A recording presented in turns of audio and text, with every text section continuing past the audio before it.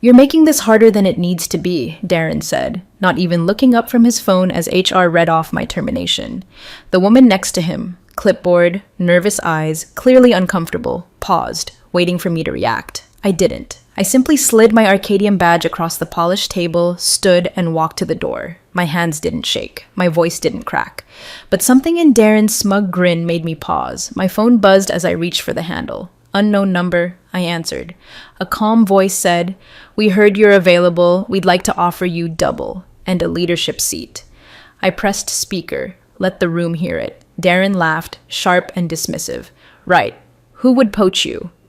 The office door creaked open. His father walked in. Early, silent, he heard the last line, and he didn't laugh. If you're still listening, this is the part where you hit that like button and subscribe. 97% of people don't, but it helps more than you know. And trust me, you're going to want to hear how this ends. Now rewind the clock. 18 years, no alarms, no drama, no scandals, just uptime, compliance, and bulletproof systems delivery across a dozen multi-tiered defense frameworks. I didn't advertise my wins. I archived them. I kept contractors from breaching firewalls, rewrote API bridges mid-deployment without a single second of service loss, and carried the encryption redesign across 3 administrations without a single leak. I was the architect Arcadium didn't need to see, because my work meant they never saw the fires that never happened. But then came Darren Hale, the kind of executive whose resume reads like a PowerPoint got drunk. Phrases like agile visioneering and integrated disruption flew out of his mouth like confetti at a failed TED Talk. He walked into meetings with a ring light in his briefcase and spent half his first week trying to rename departments after Greek gods. He tried to brand my division as Project Prometheus. I told him flatly we weren't an Instagram account. He didn't like that. He especially didn't like being corrected, especially not by a woman who didn't smile at his metaphors. It started with soft nudges. "We'd love to streamline your workflow," he said, while circling my team's systems with some flashy vendor he found on LinkedIn. Then came the invitations to alignment meetings with people who couldn't spell AES encryption, let alone audit it. And then came the report. Darren's efficiency mandate was a deck of buzzwords wrapped in a spreadsheet, and it recommended replacing legacy skill holders with agile vendor augmentation. I wasn't just named, I was flagged as risk of institutional knowledge bottleneck.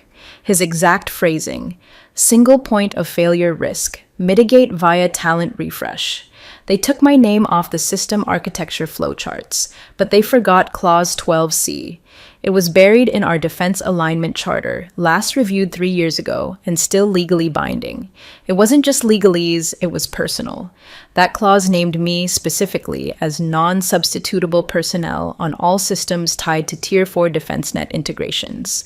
Darren skimmed it once, smirked, said, "We're not dropping nukes, we're syncing data. They'll adapt." The CFO stayed quiet. The general counsel adjusted his glasses like he'd just remembered something he should have said out loud. The CEO was still overseas.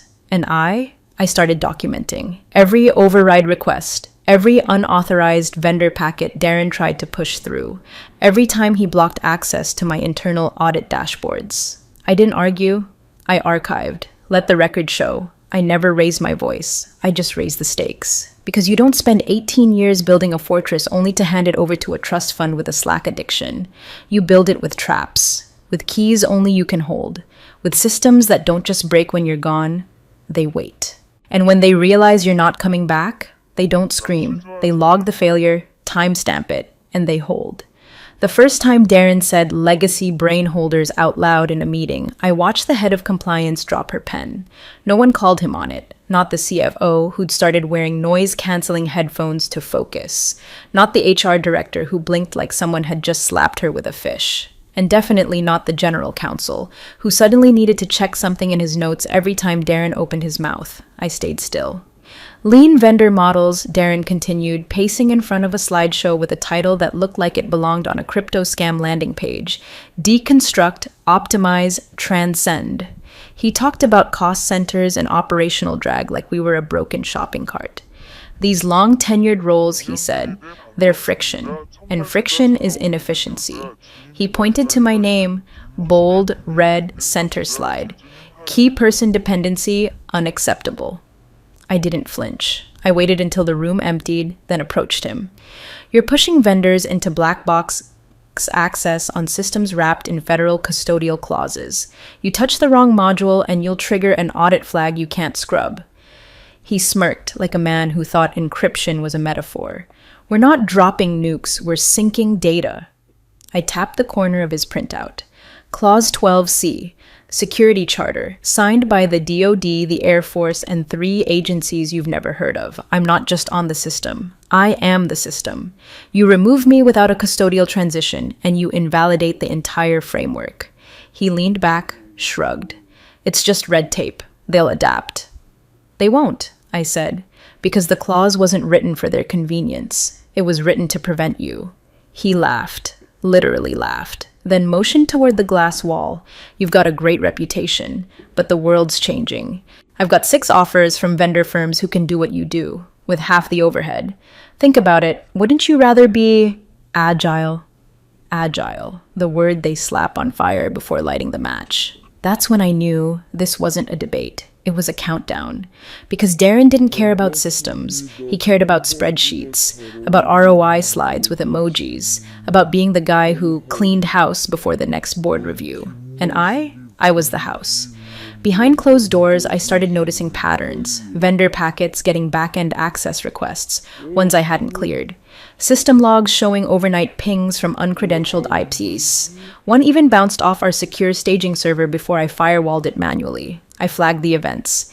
Emailed Darren. No reply. I went to legal. Brought a printout of the compliance header and my custodial clause. The general counsel took it slowly. Didn't look up for nearly a minute. Did he authorize this push? I don't know, I said, but it wasn't routed through protocol. And if they try to push changes on Tier 4 without my authorization, it's a federal breach. You know that. He nodded once, then sighed. The CEO still oversees. No coverage for another week. Convenient. I walked out of that room and began the second phase of what I'd always hoped I'd never need. I didn't make noise. I made copies. I archived every credential timestamp, every backdoor Darren's people tried to slide open. I uploaded them into the old continuity vaults I built back when Arcadium still cared about resilience. And I checked the clause again. 12C. In the event of termination, reassignment, or incapacitation of the named systems architect, transition is subject to a minimum 30-day custodial transfer period. Modifications, vendor access, or system pivots during this window are prohibited and legally void under federal integration policy. That clause had my name next to it, not a title, my name. They signed it years ago thinking they'd never need to enforce it, and now they were betting I wouldn't. Darren thought contracts were paper. I knew they were weapons. And this one was loaded. The email came at 2:11 p.m., subject line, operational alignment, 4 p.m. No agenda, just a location, conference 4C, and the meeting was marked mandatory. I knew. Everyone who's been through a few cycles knows. The fake neutral subject lines, the late day scheduling, the way people stop making eye contact when you walk past. HR was always a video feed now, sanitized and remote, so they didn't have to see what happened when they read off the scripts. I didn't pack up. I didn't forward my emails. I didn't need to. At 3:59, I walked in.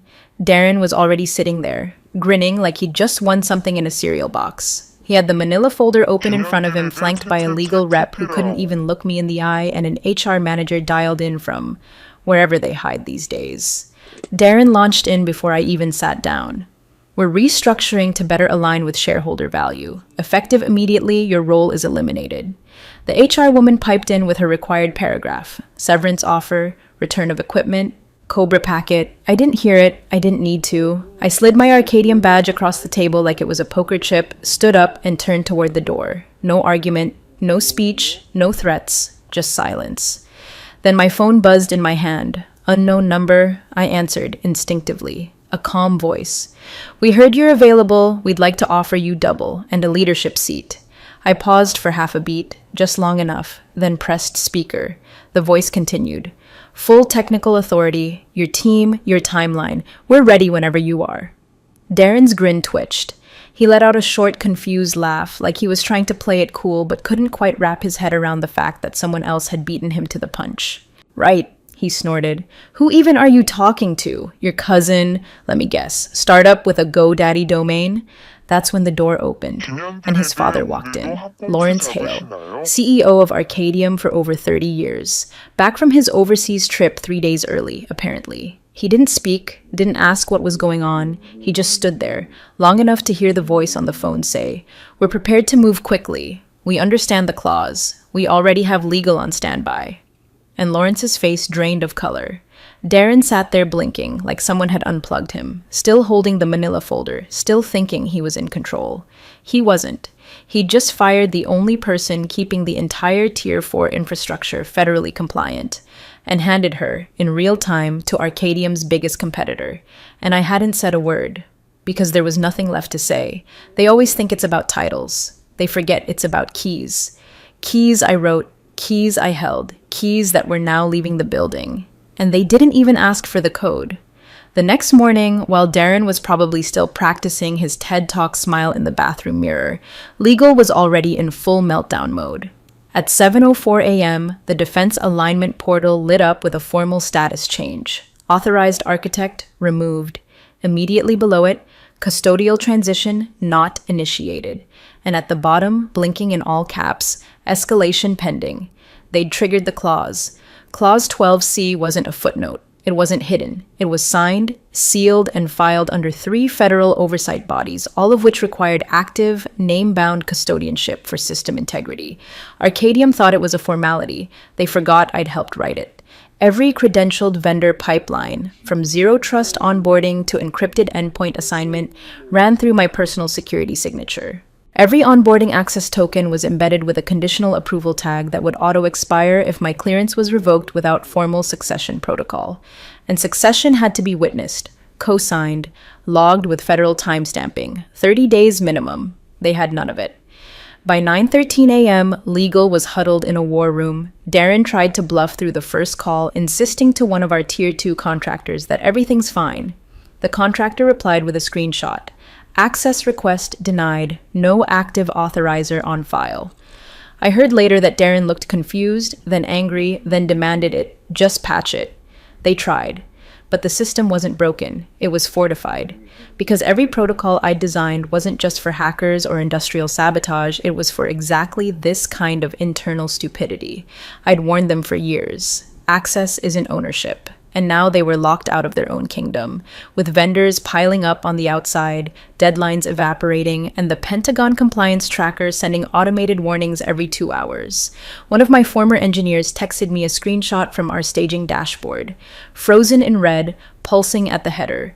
Architect verification void, compliance countdown, 71 hours. He just wrote, "Holy Esh T." Meanwhile, the DoD sent a courtesy ping. Not a formal inquiry, not yet, just a line in the log. Unscheduled architecture removal detected, confirm continuity status. Those notifications didn't go to Darren. They went to Lawrence Hale, directly.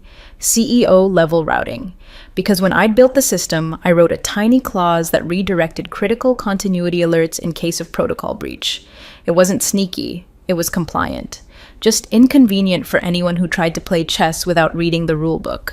By noon, panic set in. Someone in finance discovered that our primary vendor accounts had hit a hold. Their integration milestones were tied to time-stamped access approvals. Without those approvals, payment releases were suspended, escrow held, contracts breached.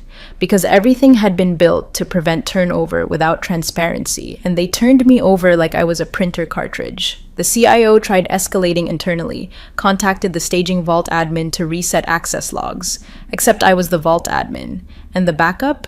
Encrypted under a dual auth key system. One key belonged to the compliance director, still on site. The other? Me. They didn't have it. They didn't even know where to start looking. Because for 18 years, I'd been the one keeping the wheels turning, and no one had ever bothered to ask how the engine ran. Now, they were standing on the side of the road, staring at the hood, wondering why none of their new drivers had the keys. And in Washington, the escalation flag had moved from yellow to orange. The countdown had begun. By 8:30 the next morning, Darren was storming through the second floor like a man chasing a fire he couldn't see. The problem wasn't that something had broken. The problem was that nothing was moving. No vendor credentials processed, no staging environment synced, no system handoffs verified, and not a single override request got through. "Restore access immediately," he snapped at IT.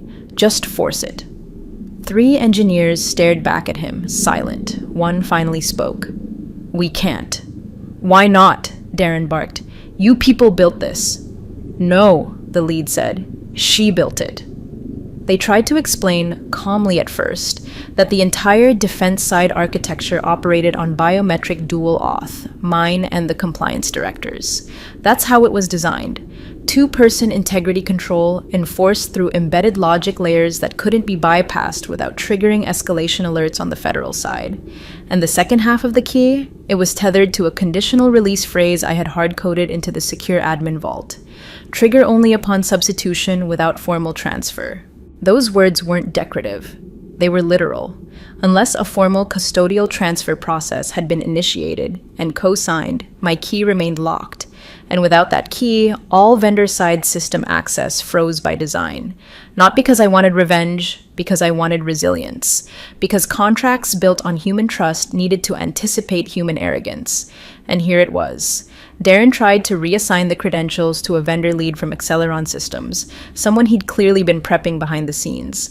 The credentialing engine flagged it immediately. Unauthorized substitution. Logged. Rejected. Any further attempts, the system warned, would notify the DoD directly. He backed off. For now. By midday, legal huddled again. I wasn't in the room, but I didn't need to be.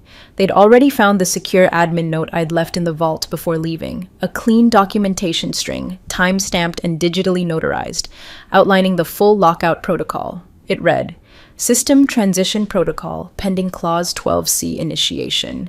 No active custodial process detected. All access freeze mechanisms are now live. Do not attempt override without federal liaison co-presence. Signed, me.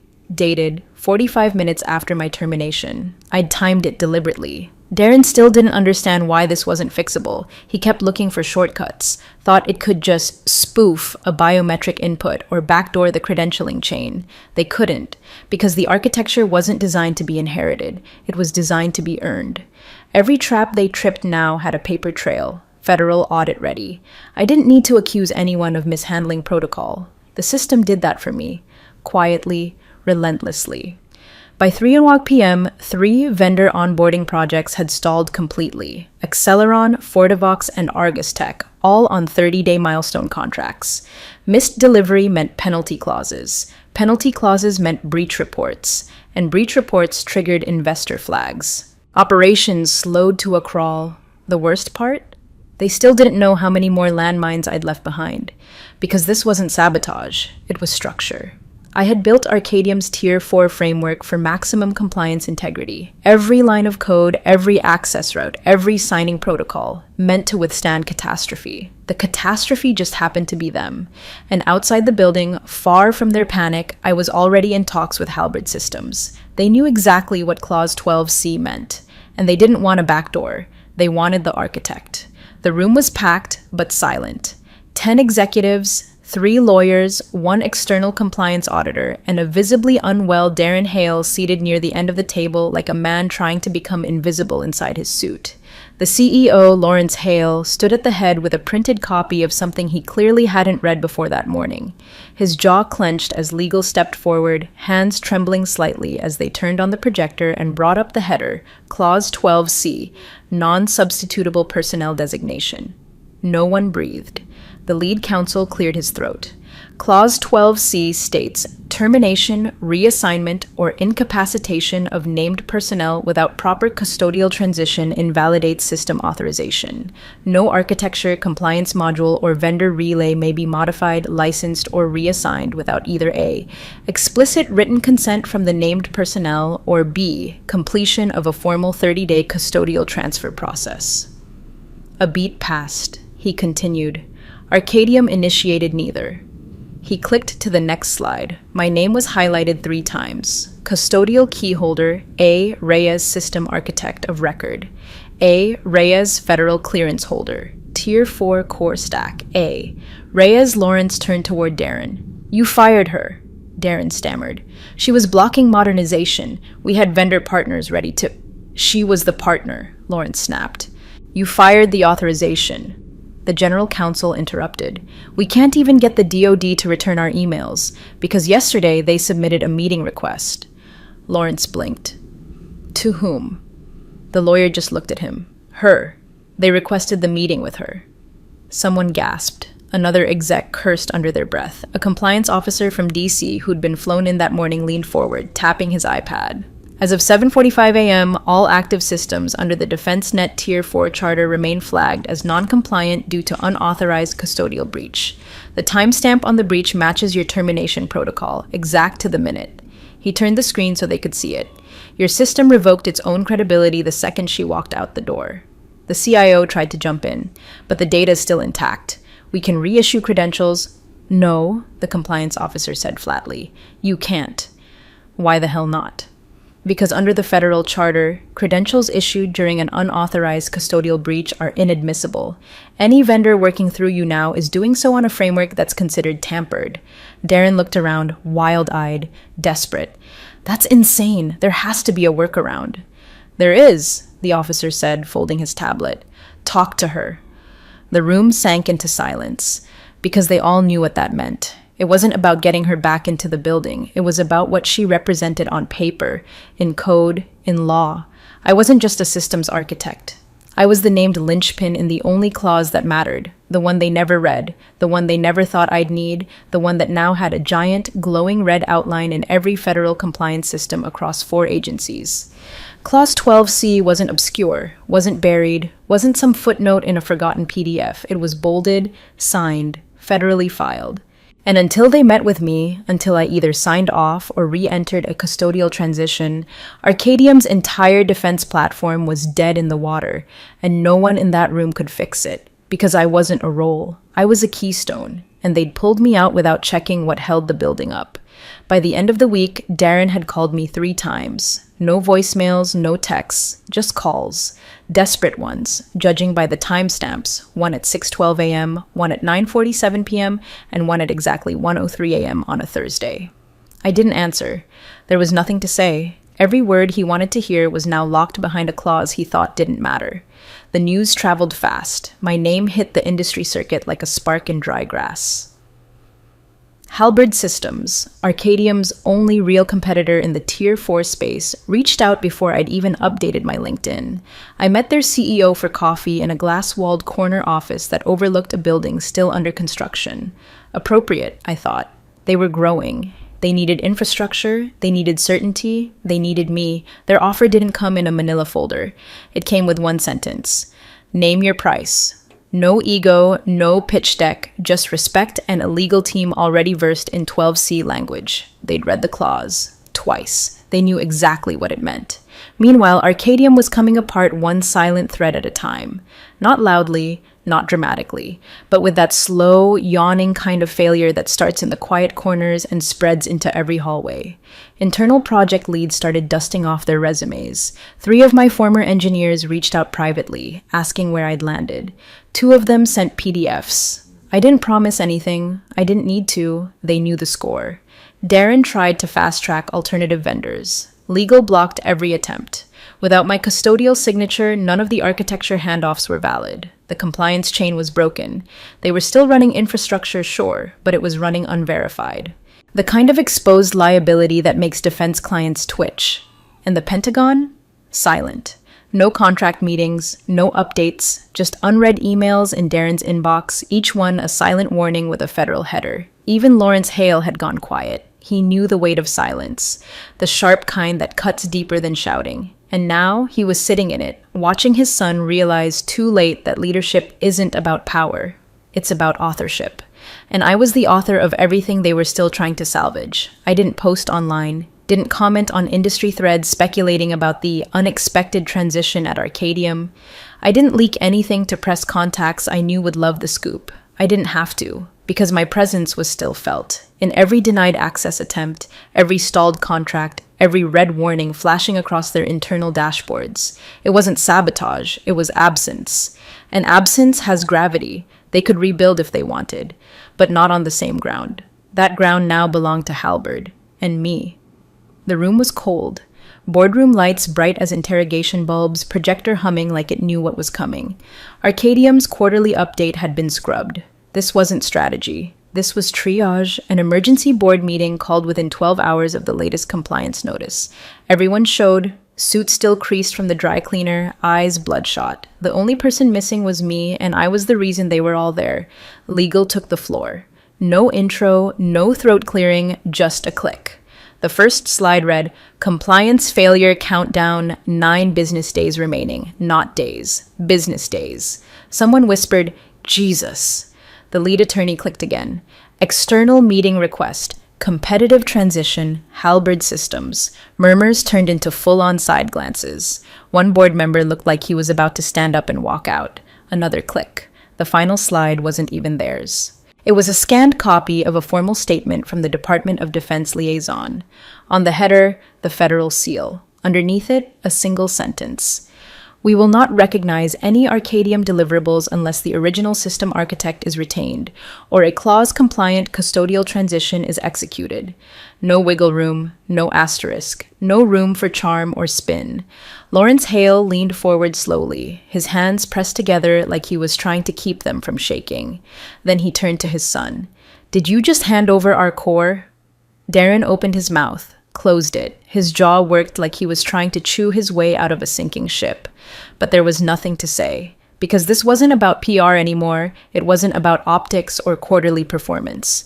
It was about the systems, the ones I had built, protected, encoded with guardrails and ethical tripwires they never understood. The ones that wouldn't function without authorship and custodial succession.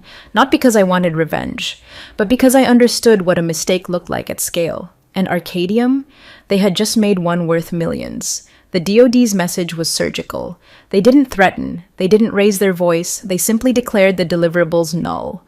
Just like that, all of Arcadium's active defense projects were frozen in limbo. Their internal teams couldn't validate transfers. Their external partners couldn't deploy. Worse still, Halberd Systems hadn't even spoken publicly. The request for a competitive transition meeting had been quiet, off the record. But board members knew what that meant. Halberd wasn't circling, they were replacing. The CFO leaned back in his chair like he'd just lost all blood flow to his legs. "Without Reyes," he said quietly, "we don't have Tier 4. It's not just about contracts. It's federal architecture. Her credentials aren't optional. They're coded into the framework." The general counsel added, barely above a whisper, "Every override we've attempted is logged. One more and we trigger a full audit." Lawrence didn't speak again. He didn't have to, because the center of gravity had shifted, and I hadn't lifted a finger. I hadn't sent a single email. I hadn't spoken to a reporter. I'd simply walked out, badge on the table, claws left behind.